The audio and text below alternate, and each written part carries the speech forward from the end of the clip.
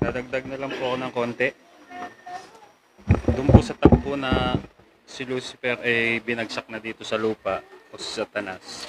Sinabi po yun sa Isaias chapter 4, 14 verse 12. Ano't nahulog ka mula sa langit o tala sa umaga, anak ng umaga, paanong ikaw ay lumagpak sa lupa, ikaw na siyang nagpahina sa mga bansa. Itinutukoy po dito si Lucifer. Sa English po nandun siya yung pangalan niya, nabanggit na. Kaya nung tinanong siya, nung siya'y kausap ng Panginoon, sabi ni Lucifer, ng Satanas doon, pumaparot pa rito siya eh. Kaya tinanong siya ng Diyos, napansin mo ba ang aking lingkod na si Job? Kaya alam ng Panginoon nung sila'y nag-uusap na kung anong magiging kalagayan ni Job. Kaya sa lahat ng pagsubok niya, alam ng Panginoon na si Job ay sakdal. Kaya nga sabi niya, napansin mo ba ang lingkod kong si Job? Walang gaya niyang sakdal.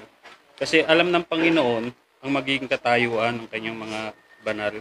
Sabi po sa awit 37, nalalaman ng Panginoon ng kaarawan ng sakdal at ang kanilang mana ay magiging magpakailanman. Sa 19 po, hindi sila mga papahiya sa panahon ng kasamaan at sa mga kaarawan ng kagutom ay mga bubusog sila. Kaya nangyari to sa ni Job yung ganitong pananaw na sinabi sa aklat ng awit.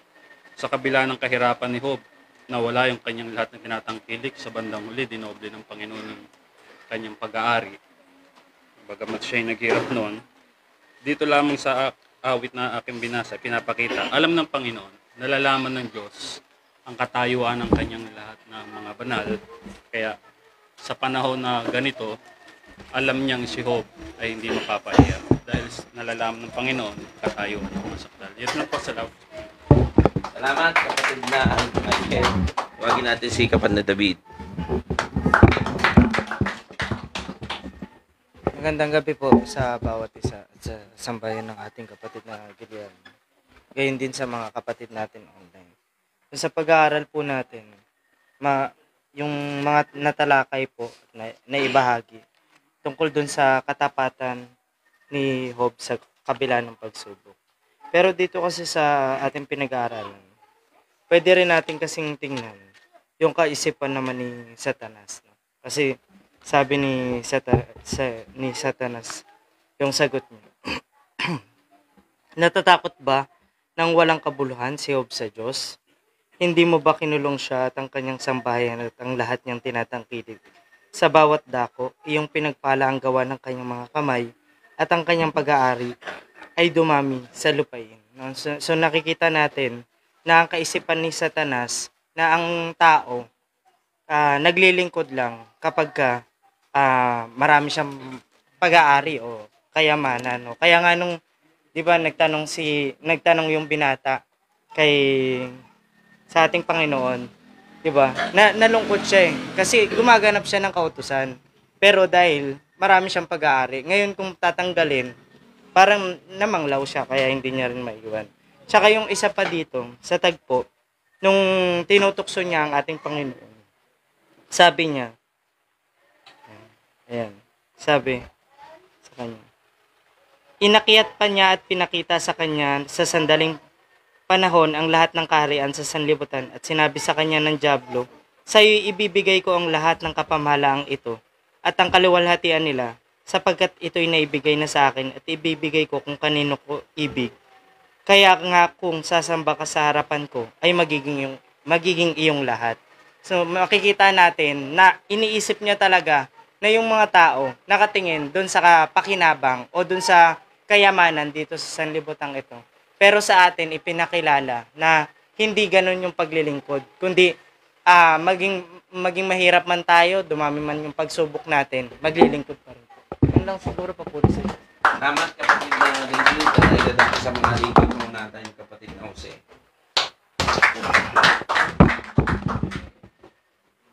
Gandang gabi sa bawat isa. Purihin po Panginoon sa gabi ito. Sambayan ng ating kapatid na Guillermo. Sa inyo mga kapatid. Yung mga, ganun po sa mga naka-online. Dadagdag na lang tayo sa ating aralin, no? Sa tungkol kay Job na binanggit ng Diyos na siya ay yung pinahintulutan talagang subukin ng Panginoon. Hanggang sa wakas, hindi siya ay nasumpungan talaga siyang yung matuwid, no, sakdal at tapat sa Panginoon na gumagawa ng kanyang kalooban. Bagamat dumating sa kanya yung matinding pagsubok na dumating sa kanya. Sa atin, kung dumating yun, walang sabi nga, hindi pa nagbubugo ang dugo, no? Kasi yung matuwid talagang susubok ng Panginoon, yung anak niya. Sa atin din, di ba? Bilang anak tayo ng ating magulang, di ba? Tayo, binibigyan din ng parusa. Ganun po ang Panginoon. Kasi kung inanulo sa kawikaan, no? Sino yung anak na hindi pinaparusahan, di ba? Sa sanglibutan, di ba yung mga anak ng sanglibutan, pinaparusahan sila kung magkakasala sila. Pero si Job, sa ni Job, no? Hindi naman siya nagkasala eh. Bakit siya sinubok ng Panginoon? At inano pa kay Satanas, no? Namagitan pa kay Satanas, no? Si Satanas, no? At kasi para masumpungan siya na sakdal, no? Matuwid sa harapan ng Panginoon. Ganun po sa bawat isa sa atin. Ganun ang ginagawa, no? Merong pagsubok na dumarating sa atin, na tayo rin gumagawa ng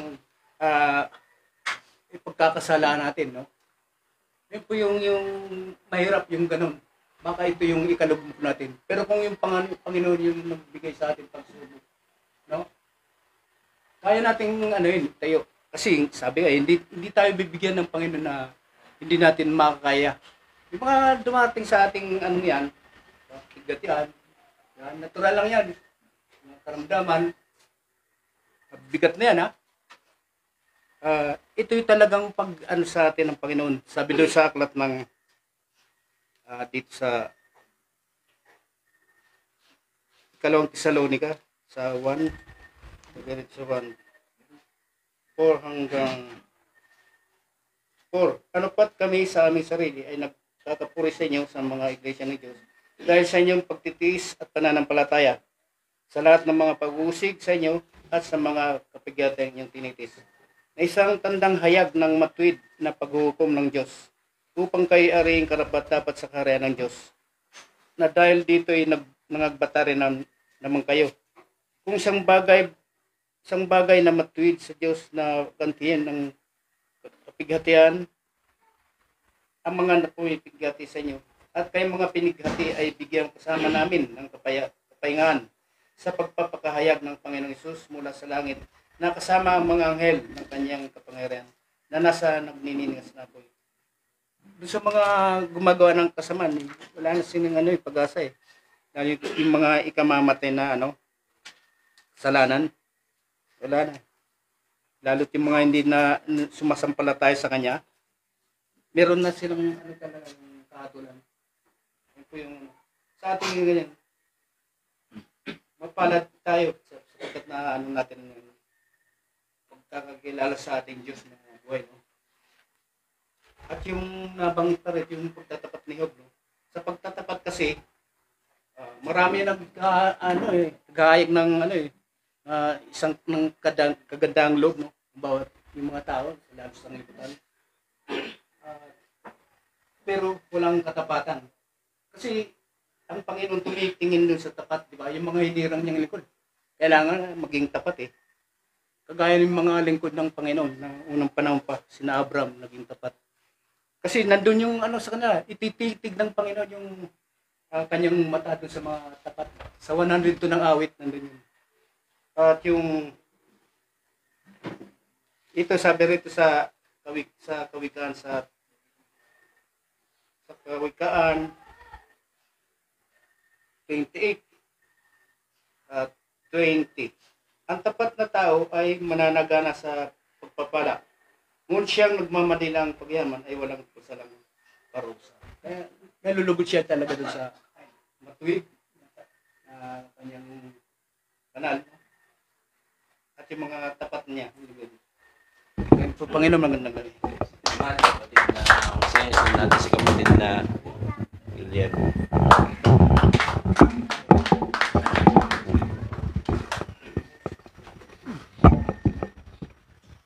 Magandang gabi sa Panginoon at sa inyong lahat ng mga naririto. Maging doon sa mga naka-online. Magandang gabi.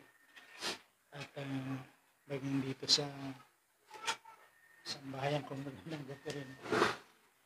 At itong aralin natin talaga medyo ito. Kasi dito talaga sinubok si Job kung gaano katapat siya sa Panginoon. Talagang sinubok siya. Binigyan ng kapahintulutan si Satanas na talagang siya masubo hanggang saan ang kanyang pagtatapat. Kaya nga sinabihan siya na galawin yung kanyang mga pag-aari, yung kanyang at itatakwil ka niya ng mukhaan. Yun ang pagkaalam ni Satanas na ganun. Pero dito makikita natin dito na bagamat nangyari yung mga ganun pagsubok, naging tapat pa rin si Job. Hindi pa rin siya nagkasala, hindi niya sinumpa yung pangalan ng Panginoon. At isang bagay na nakikita natin dito sa pag-aralin natin ito, kahit tayong mga lingkod ng Panginoon, hindi tayo exempted doon sa mga pakana ng Diablo ni Satanas. Kasi makita natin dito humaharap sa Panginoon yung mga lingkod ng Diyos nandoon din si Satanas Naalala ko tuloy yung sinasabi ng kapatid na noon nung nabubuhay pa yun. Sabi ng Panginoon sa kongregasyon daw. Yan, mga ano ko yan. Mga lingkod ko lahat yung nandito. Dito sa kongregasyon na ito. Mga lingkod ko yan. Sabi ni Satanas, tingnan nga natin kung sa iyo lahat yan, kung iyo lahat yung mga lingkod na yan. Ngayon, nung nag-ikot si Satanas, nakita niya mayroong nagkukwento lang, hindi nakikinig. O yan, sa iyo ba yan? Sa akin yan. Sabi ni Satanas, akin yan. Tapos, ikot-ikot pa siya. Nakita niya mayroong natutulog. Sabi niya, sa iyo ba yan? Hindi, sa akin yan. Kaya tayo, sa alam natin talaga na si Satanas, nandito lang sa palit, tabi-tabi natin. Umahanap lang ng tempo yan. Pero, sabi niya, labanan nating matatag si Satanas at siya itatakas. Laloy siya sa atin. Kung ano man ang nararanasan nating pagsubok, kinakailangan maging matalino rin tayo rito. Dahil alam na maano natin kung yung dumarating sa atin ba galing pa sa o baka galing kung galing pa sa Diyos o galing na kay Satanas ito. Kinakailangan maging rin tayo doon. Maging rin tayo doon. Curious tayo doon. Pag medyo nakikita natin galing na kay Satanas yan, labanan na natin. Salangsangin na natin. Tatakas yan sa atin. Kapag sinalangsang natin yan. Pero kung atin tatanggapin yan, diba, sa Santiago sinasabi yung tukso. Nagsisimula yan doon sa maliit na bagay lang Paglihi yung tukso, pagka dumami, nagiging kasalanan. Pag lumaki yung kasalanan, nagdudulot na ng kamatayan. Kaya sa atin, kinakailangan, yung sabi sa Thessalonica 5:20, kung di tayo nagkakamali. Layaw ninyo yung anyo pa lang na masama. Layo, na natin yan. Huwag na nating yan. Dito nga sa unang ikalawang Juan, sabi roon, kung may dumating sa atin na isang na hindi taglay yung mga aral ng mga apostol, huwag natin tanggapin. Huwag na natin entertainin yun. Kaya dito nga sa amin, may mga nagpupunta pa rin dito na may mga dalang kung ano-anong mga balita. Inaano ko na yun, nire-reject ko na pag hindi gaya ng ating tinuturo sa atin, inaano ko na yan, nire-reject ko na yan. Sa atin, yun lang masasabi ko doon, magiging curious tayo doon. Kasi si Satanas, umiikot-ikot lang yan. Maging ngayon, sa gabing ito, maaaring yan nagmamatsyag-matsyag dito. Meron siyang maano rito. Meron siyang makikita rito. Purihin na Panginoon, magandang gabi. Salamat kapatid na Guillermo, si kapatid na yun na.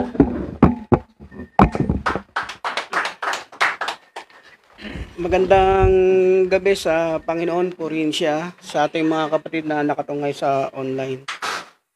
At sa sambayan ni kapatid na Guillermo. Magandang gabi po.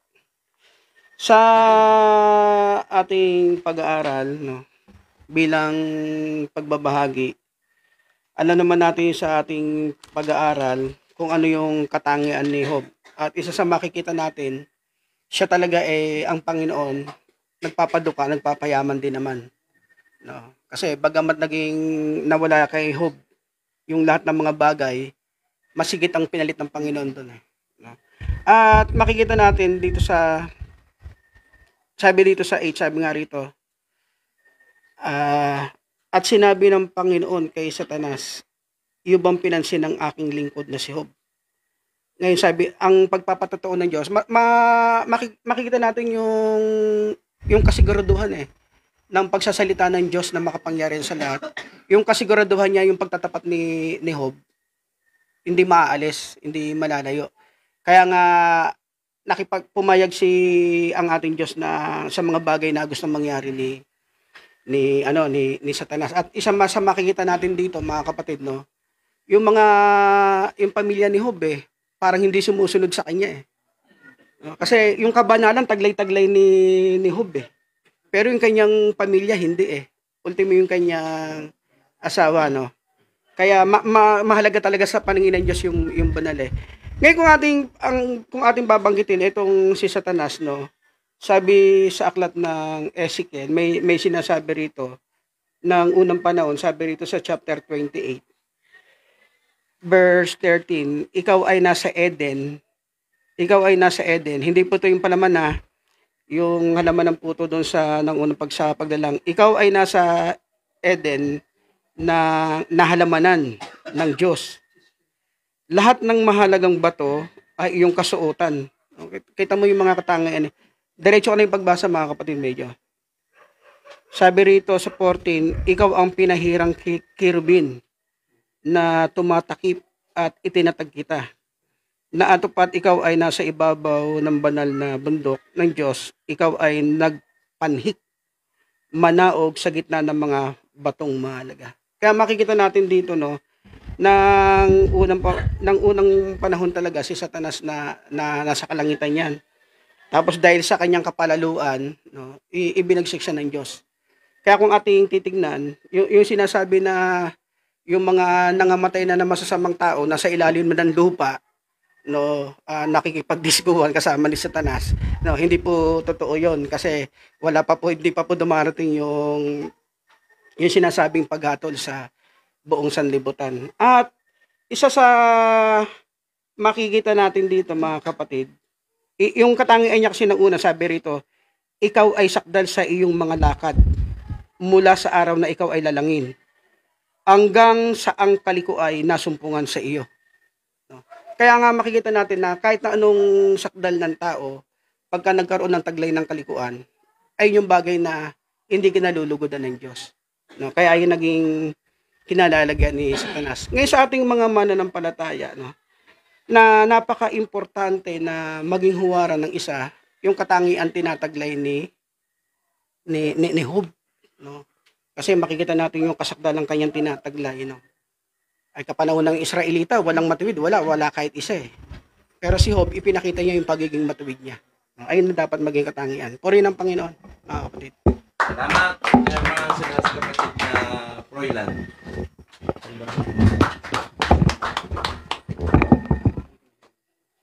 Salamat.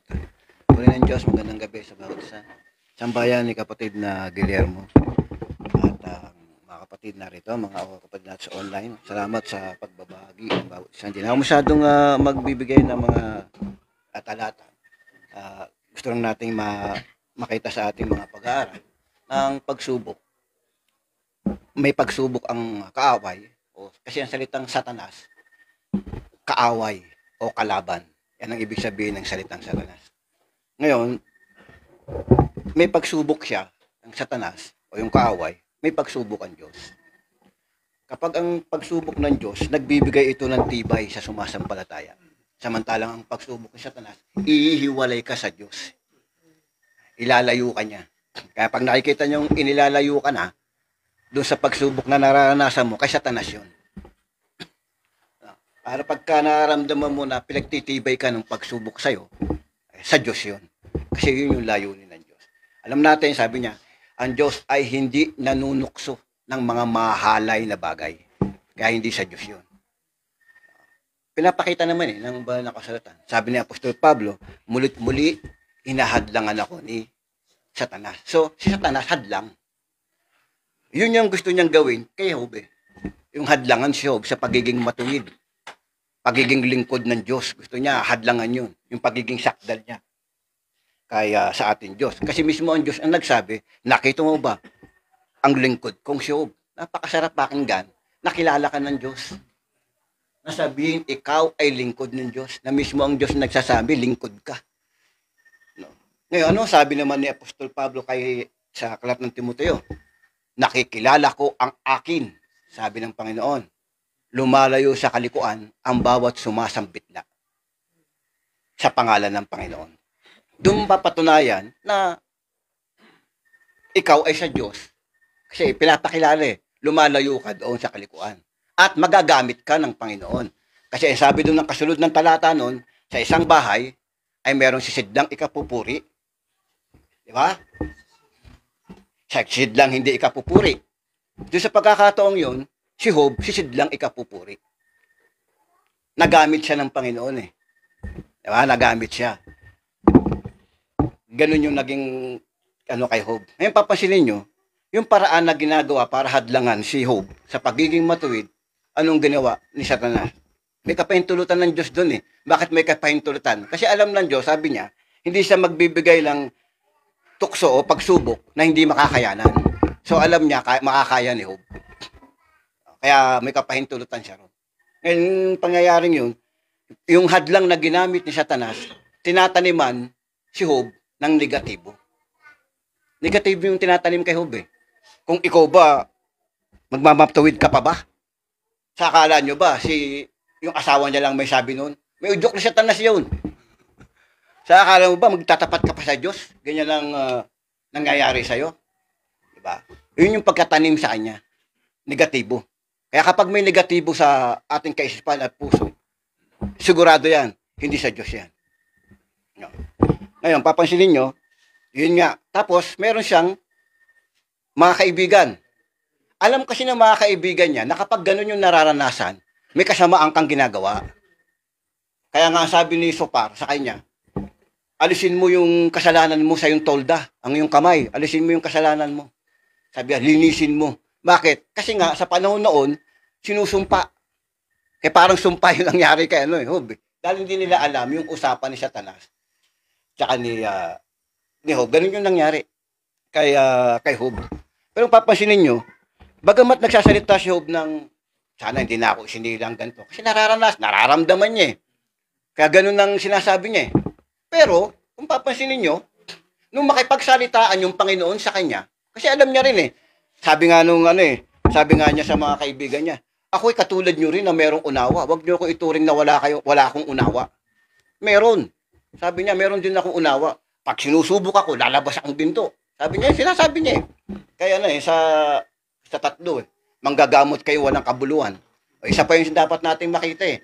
May mga tao, imbis na palakasin ka, pababaksakin ka pa eh. Ganon. O, tapos ganon nangyari sa kanya. Ngayon kung papasinin nyo, yan lang eh. Kung papasinin nyo, yung malaman ni Job na makipagsalitaan sa kanya yung Panginoon, nakita niya katuwiran niya walang kabuluhan. Nakipagsalitaan na ang Panginoon. Makakapangmingit ka ba ng buwaya? Sabi sa kanya, nakita mo ba ang pinto ng dagat? Yung mga salitang yun, sabi niya, tatakap na lang ako ng bibig. Sabi niya gano'n. Nakita niya, yung sinasabi niyang, timbangin ako ng Panginoon. Ako'y naging mata ng mga bulag. Hindi tama yun, matuwid, pero hindi pa rin sapat para magkaroon ka ng ganung pangangatuwin sa Diyos. Kaya sa 42:1 hanggang 6, mamabasa niyo ron, ako'y nagsisisi.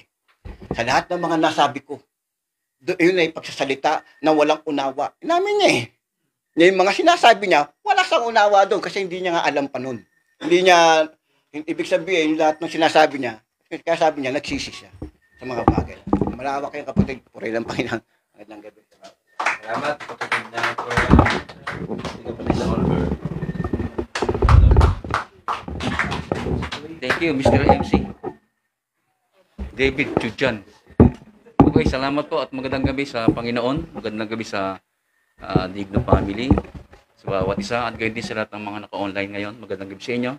Salamat sa Panginoon muli na tayo po ay narito para po magayag ng salita ng katotohanan. Tunay na napakabuting halimbawa ng pinag-aaralan natin. No? Kasi nung mabasa ko itong story ni Job, talagang humanga ako rito. Nakita ko kasi sa kanya, isa siyang mabuting halimbawa na isang tao merong malakas at malaking pananampalataya.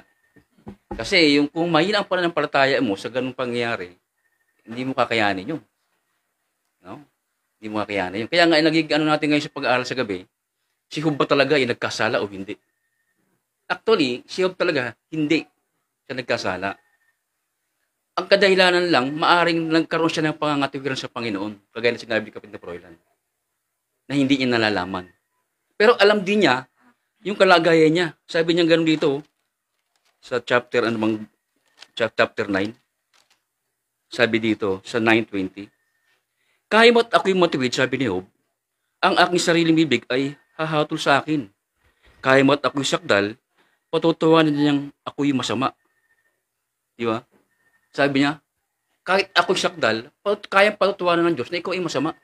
Kaya, yung katwiran na sinasalita ni Job, sabi nga sa aklat ng Isaias, parang basahan lamang sa harap ng Panginoon. Kahit anong katwiran natin, wala tayong katwirang maiano sa Panginoon. Lahat basahan lang yan. Kagaya ng sinasabi ni Job, na ako ay na ganito, na timbangin ako sa matuwid na timbangan. Di ba? Lahat yun, wala yun. Kasi talagang ang Diyos talaga, kahit sabihin mong ikaw ay matuwid, sakdal ka, kaya niyang patutuwanan na ikaw ay hindi sakdal at hindi matuwid. Yung pagiging sakdal natin, alang-alang lang yung sa kahabagan ng Panginoon. Araw-araw nakakagawa tayo eh. Every time, isip natin, yung mata natin.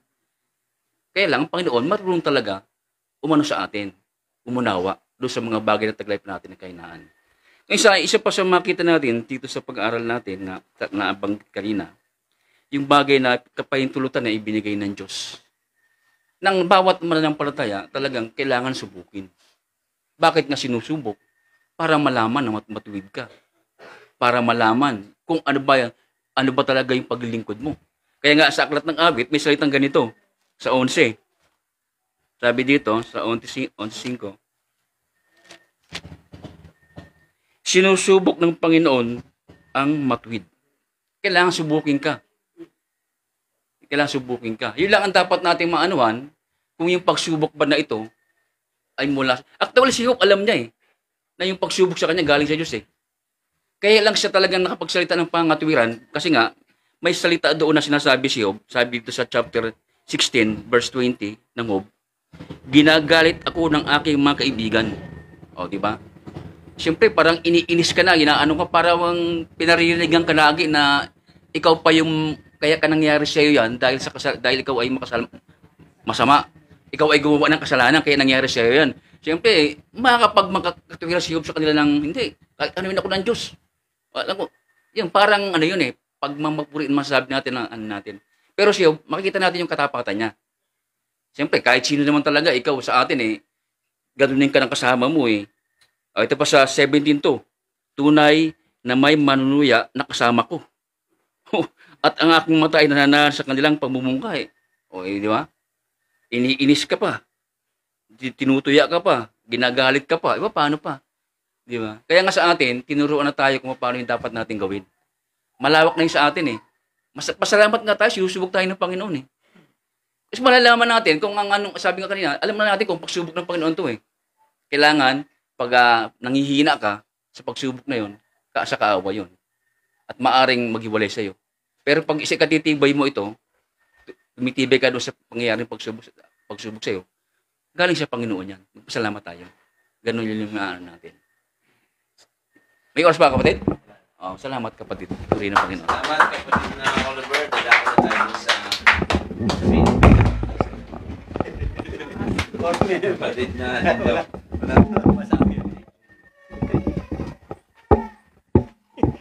Amen, puri ng Panginoon. At Siyempre, ang pagbati sa sambayang ito sa buong Alfonso, sa Esperanza. At sumati ng biyaya sa gabi ito sa online. At patuloy nawa na kasiyan tayo ng Panginoon at laging naroon yung kanyang patnubay at higit sa lahat yung awa at habag ay patuloy na igawad niya sa atin. Sa ating pag-aaral na parang wala na akong masabi na naihayag. Sa isang bada, no, makita natin no, sa bawat kapanahunan, sa bawat generation ng paglikha ng tao, bagamat sa umpisa, wari bagay bigo ang Diyos na makakita ng isang tapat na lingkod niya. Subalit ipinapakita ng kasaysayan na meron talagang mga tapat na lingkod ang Panginoon sa bawat henerasyon. At isa makita natin na makikita natin tapat. Siyempre, sinong hindi makaalala kay Noah, di ba? Ano naging tapat? At alalahanin natin, no, na sa dami ng tao nung panahong yun, ang dami. Tanging yung angkan o pamilya ni Job ang di ba? Ang nabuhay ng mga panahong yun na iniligtas ng Panginoon. So makita natin na may mga tapat na lingkod ang Diyos, no? Sa bawat kanyang kapanahunan. Halimbawa si Noe, no? Babasahin ko lang sa Genesis 6:9. Ito ang mga lahi ni Noe. Si Noe ay lalaking matuwid at sakdal noong kapanahunan niya. Oh. Pinapakita natin na may panahon. At itong kapanahunan ito, ipinapakita na hindi rin nabigo ang Panginoon. Meron ding isang tao na naging sakdal at tapat. No. Si Job na ating ipinakikita sa ating aralin. At makita natin na kinalugdan siya ng Panginoon. Masasabi mo nga ipinagmamalaki siya ng Panginoon, di ba? Si Job, makita mo na pinaghiwalay. Kaya nagiging single parent, maraming ganyan eh. So hindi pa tama sa panahon ng kanilang pag-aasawa. No, kaya makita natin na sa damdamin ng isang tao, ng isang laman, talagang sasabihin mo sa iyong asawa, maglilingkod ka pa rin ba lagi? Ganyan, maglilingkod ka. Ganyan na nangyari sa'yo. Itakwil mo na siya para mamatay ka na. Yun ang karaniwang sinasabi ng isang may asawa na nagdaramdam, nagdurugo ang kanyang puso. Nagluluksa siya eh. Ganong mga bagay, kung tayo, yung ating sarili, ilalagay natin doon sa harapan nyo. So, ibig sabihin, matindi talaga yung ginawa ni Satanas kay Job na pwedeng ikalugmok ni Job. Ano pa yung pinakita sa ating, pinapakita rito? Yung kanyang mga kaibigan na alam na sanang dadamay sa kanya. Di ba? Na dapat na umalib sa kanya. Mabigyan siya ng kaaliwan. Pero hindi kaaliwan ang pinagkaloob. Lalong idinidiin siya. Anong magiging lagay mo dun kung ikaw si Job? Talagang, ano ka? Baka di, hahanapin mo rin yung kamatayan. Nakatulad na ginawa rito. Ang sabi niya sa chapter 3 ng Job, basa po tayo. Maparam nawa ang kaarawan ng aking kapanganakan sa akin. Sabi niya. Magdilim nawa ang kaarawan niya on. Huwag nawang pansinin ng Diyos mula sa itaas. Ni silangan naman ng liwanag. Ganun yung mga pangkaraniwan na nararanasan ng isang tao kapag dumarating yung kadalamhatian. Sasabihin ba natin na nagkasala siya ng ganung bagay? Eh kung si Jeremias nga babasahin si Jeremias. Babasa lang ko ng ilang talata. Chapter 20. Dito na sa 18. Sa kanyang pagsubok din, di ba? na nagsasabi siya ng katotohanan sa hari. Anong ginawa sa kanya? Kinulong. Tinangkaan siyang patayin. Diba? Ganun ang nangyari sa kanya. Ano sabi niya? Bakit nga ako nalabas sa 18 sa bahay bata upang makakita ng hirap at kapanglawan? Sabi niya. Upang ang aking mga araw ay manaw na may kahihiyan. Diba? Kung babasahin mo doon sa taas, makita mo, sumpain ang nagdala ng balita sa aking ama sa 15. Na nagsabi, isang lalaki ay ipinanganak sa iyo na ipinasya siyang mainam. Ang lalaking yaon ay maging gaya ng bayang giniba ng Panginoon na hindi pinagsisihan. Makarinig nawa siya ng daing sa umaga at hiyawan sa katanghalian tapat, sapagkat hindi niya pinatay ako sa bahay bata. Na isang damdamin ng isang tao na kapag siya ay nagkakaroon ng kadalamhatian. Isang taong kadalamhatian. Kaya nga lang nawala yung pagdaramdam na ito nang sabihin sa kanya ng mga kaibigan niya na imbis na aluin, isa sa sinasabi rito. Babasa ko sa chapter 4 ng Eliphaz kung bakit ipinagtanggol niya ang kanyang sarili. Tanda natin, no? Ang sabi sa Roma, iba ng usapan to, pananampalataya na at paglilingkod at pagtatapat yung nasasangkot dito eh. Kaya nagkaroon siya ng pagsasalita. Sabi sa Roma, chapter 14, verse 16, huwag nga ninyong pabayaan na pagsalitaan ng masama ang iyong kabutihan. No. Kaya ipinagtanggol niya kanyang sarili kasi nga, chapter 4 ng Hope, sabi nga nun, ang iyong sa verse 4 na ako, 3, narito, ikaw ay nagturo sa marami at iyong pinalakas ang mahinang mga kamay. Alam din nila, no? Ganon si Obe. Ang iyong mga salita ay nagsisialalay sa mga nangabubuwal at iyong pinalakas ang mahinang mga tuhod. Ngunit ngayon dinaratan ka ng kasamaan at ikaw ay nanglulupaypay. Ginagalaw ka at ikaw ay nababagabag. Hindi ba ang iyong takot sa Diyos ay ang iyong tiwala at ang iyong pag-asa ay ang pagtapat ng iyong mga lakad? Iyong alalahanin, sinasama ko sa iyo kung sino ang namatay na walang malay. O, kita mo na, ando na yung pag-ano sa kanya eh. Panghusga. Hindi lang panghusga, kundi hatol na eh. Inahatulan na siya eh. O saan nangahiwalay ang mga matuwid? Ayon sa aking pagkakita, yaong nagsipag-aararo ng kasamaan, ay nangaghahasik ng kabagabagan at gayon din ang inaani. Nung pinamumukha ng kanyang kaibigan, na nangyayari sa iyo ng mga bagay na yan, dahil gumawa ka ng kasamaan, gawa ka ng kasalanan. No? Pero kaya nga, napabigla ngayon hindi niya inaasahan ni Hob yun eh. Ang inaasahan siya dadamayan siya ng mga ito. Kasi ipinakita nung umpisa talagang dinamayan siya. Pero naroon niyang panghusga. Kaya nga, ipinapaliwanag niya, sabi niya sa verse 6, o timbangin nawa ang aking pagkainip at aking kasakunaan ay malagay sa timbangan na magkakasama. Sapagkat ngayon magiging lalong mabigat kaysa buhangin sa mga dagat, kaya't ang aking pananalita ay napabigla. Napabigla siya eh.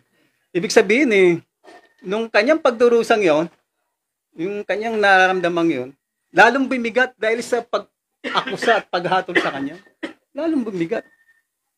Kaya kung titignan mo yung pangyayari sa kanya, pwede kang sumuko eh. Kasi hindi nga kaaliwa yung dumating sa kanya. Pero sinasabi niya sa kanyang unang pagsasalita sa 6:4 ng Hope, sapagkat ang mga palaso ng makapangyarihan sa lahat ay nasaksak sa akin. Ang laso niya ay hinitit ng aking diwa. Yun ang pagkakano niya na ginawa ito ng Panginoon. Na wala siyang kamalay-malay. No? Na may pahintulot ng Panginoon. Pero ang gumawa nun, si Satanas. Hindi ang Diyos. Kaya nga makikita mo, isipin mo na bakit ang Diyos o ang Diyos ba ay nagbibigay ng kadalamhatian sa tao? Masasabi mong ganun eh. Pero sa pagkakataong ito, pahintulat na lang, pero hindi siya talagang nagbigay ng kadalamhatian. Kundi ipinakikilala niya kay Satanas, kahit na anong gawin niya, meron pa rin tatayong tapat na lingkod ang Panginoon. Nataliwas sa kanyang isipan na walang maglilingkod. Walang maglilingkod. Kaya nga binanggit niya eh, sus, kasi may mga tao talaga na kahit mawala yung mga ari-arian eh, na meron pa rin magiging matuwid. Bakit niya nabanggit? Kasi mahalagang buhay eh. Kasi kung mapapansin mo sa record ng kahit dito sa Pilipinas, yung record niya, napakalaga ng buhay. No? Yun ang unang pangunahing nais ng tao na mailigtas yung buhay. Buhay rito eh. Kaya nga pag may nakikidnap eh, handang magbigay ng pera yung magulang ng isang tao, ng isang mahal sa buhay. Diba yung mga ransom na yan? Kaya mahalagang buhay.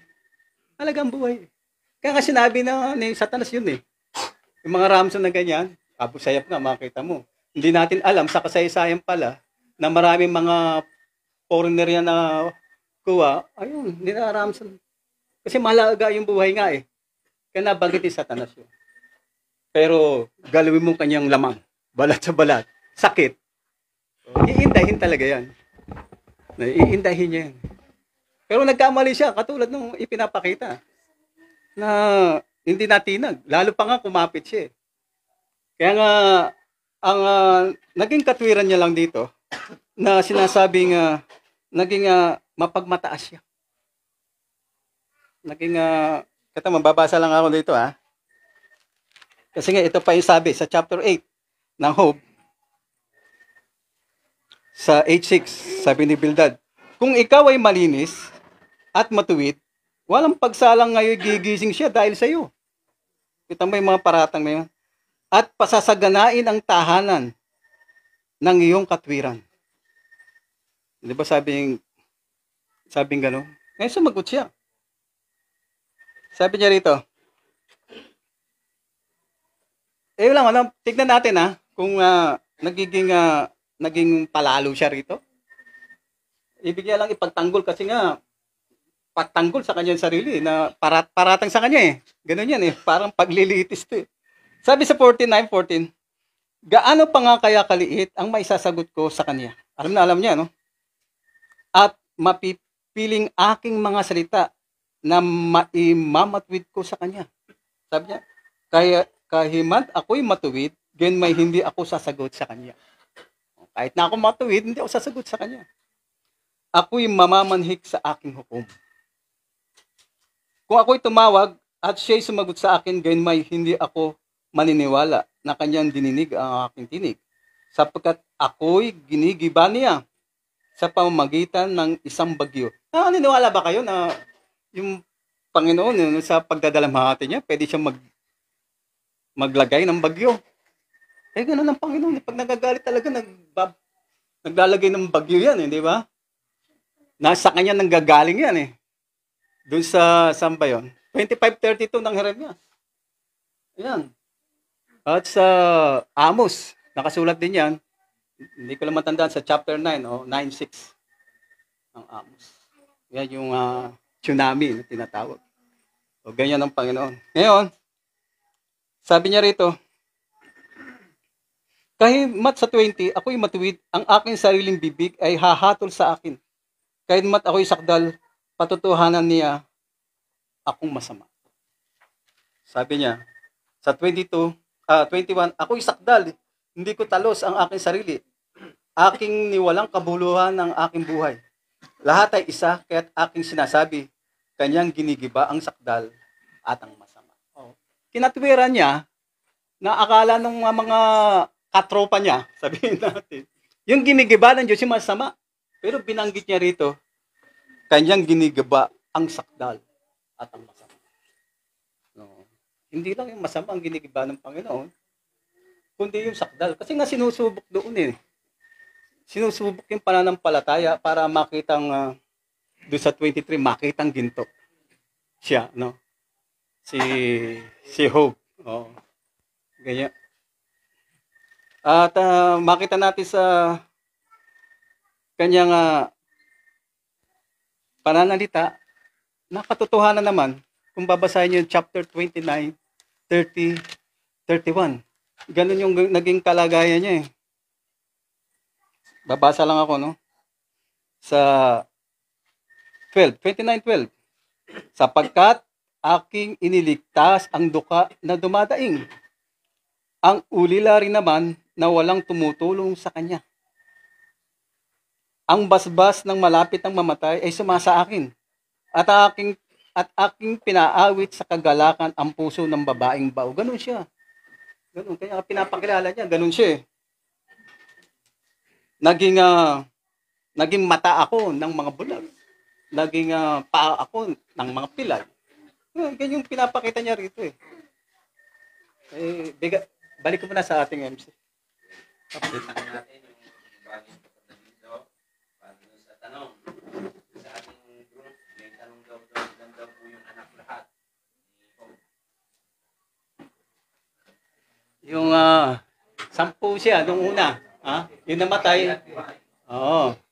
Yung namatay 10 nung una, 'di ba? Lalaki 3. Tapos nung binigyan uli siya ng Panginoon, 10 din. 10. So pagsamahin natin, di 20 lahat 'yun.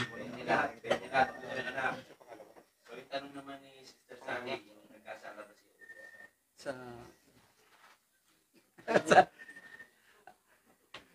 Ang Panginoon, sabi rito, babasa lang ako nun sa Deuteronomy. Sa chapter 13, verse 3. Huwag mong didinggin ang salita ng manghuhulang yaon o ng mapanagdiping yaon ng mga panaginip.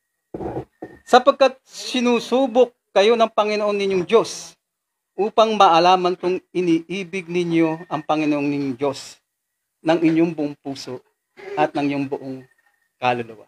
Pinapakita yung pagsubok pala ng Diyos upang makita kung siya iniibig niyo ng buong puso. Na sinasabi naman doon sa ilang talata, yung pagsubok na sinusubok yung matuwid, laging tumitingin siya sa puso. Hindi nangahulugan no, yung kanyang mga pananalita na ibig niyang ipagtanggol o itaas ang kanyang sarili na nagkasala siya. Kasi nga, sinasabi ko nga, yun ay dala ng nasa tao ka, nasa laman ka eh. Yung paghihinagpis mo eh. Yun ang katwiran mo, kinakatwiran mo na. No. Kaya nga nung sa mga pag-aaral natin sa huli, nang sabihin ng Panginoon na biro mo yung sabihin na kukuwala ko ng ilang ng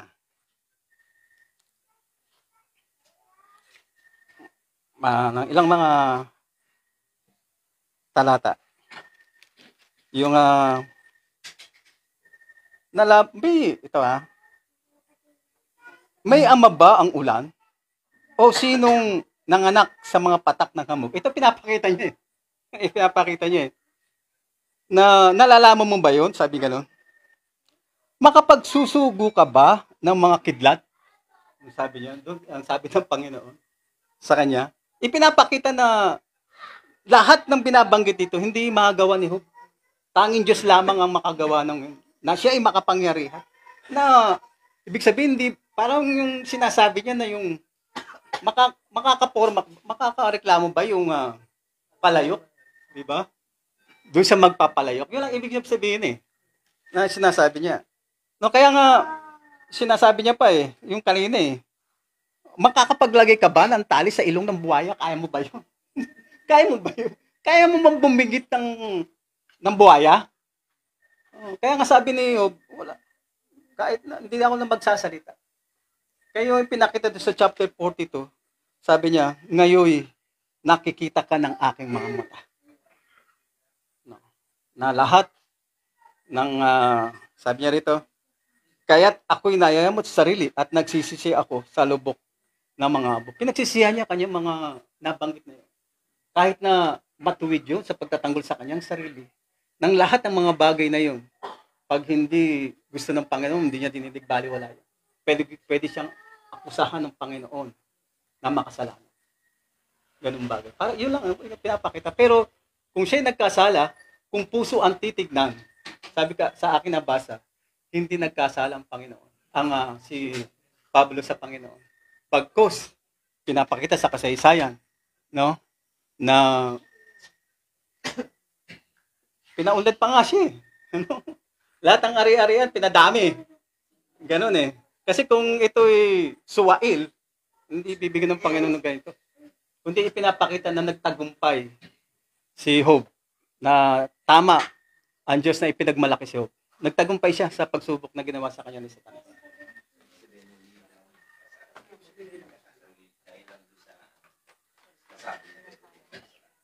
So sabi naman ni Kapat kanina niya, alam daw ba ni Job na sinusubok siya? Alam niya. Alam niya, sinusubok siya eh. Kaya nga, yun nga yung ginawa sa kanya eh. Yung sinabi niya no, sa umpisa eh. Pero, yung gumawa lahat noon, hindi ang Diyos. Paintulad kay Satanas lahat yun. Kasi nga, gusto siyang, gusto siyang alisin doon sa, sa ubos, kumbaga sa ubusan ng Panginoon. Alisin yung kanyang pananampalataya. Yun ang layunin.